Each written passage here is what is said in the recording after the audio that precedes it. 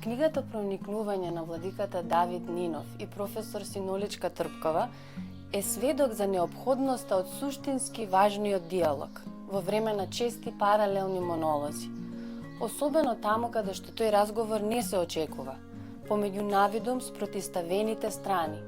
Од една страна епископ, теолог, поет и од друга професор под глума пред филмска камера, актер, раскажувач.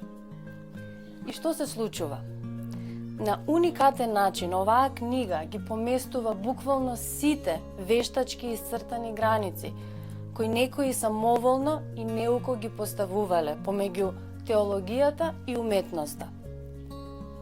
Проникнување го потврдува ставот на одредени современи мислители, кои истакнуваат дека е возможно човекот да создава уметност и теологија од било што, кое што човековиот дух може да го земе предвид, и дека на теологијата и уметноста домен не им е само еди која си мала провинција на нашиот универзум.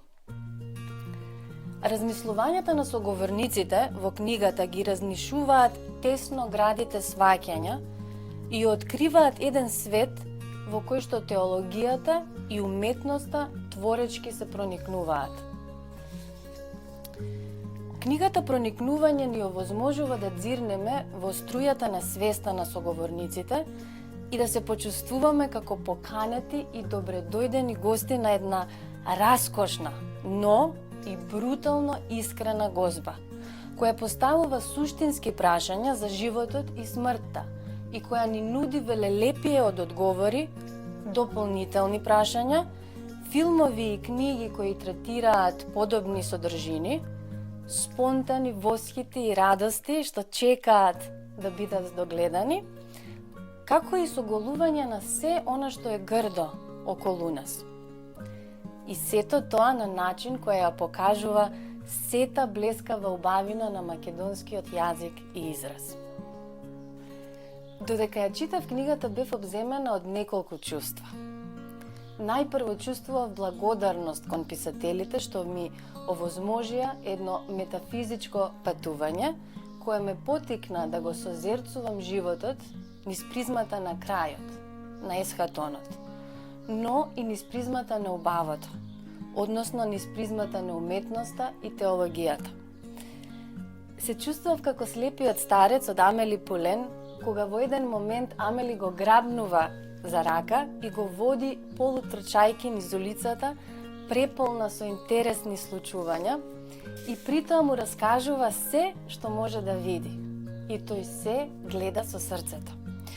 Понатаму чувство на блискост, посебно со Синоличка и нејзините патувања низ самата себе, како единствен пат кон самосовладување. Нејзините радости, смеи, борби, солзи ги доживеав како своји, а нејзината душа одеднаш постана блиска до мојата. Без друго би ја издвоила и радоста, која ми предизвика блажена, но на моменти и разуздана смеа. Спонтаните разговори се проткаени со хумор, која отсликува растовареноста на соговорниците во нивната взаемна комуникација, без маски и фасади, без пластови шминка и стерилни фрази. Хуморот како знак за радост, но и како средство за погубување на темнината околу нас во едно неретко безрадосно време. За крај, во ниту еден момент не го насетував крајот. Ниту пак дека овие разговори ќе имаат крај, бидејќи вечноста проникнува во секоја реченица напишана во книгата Проникнување.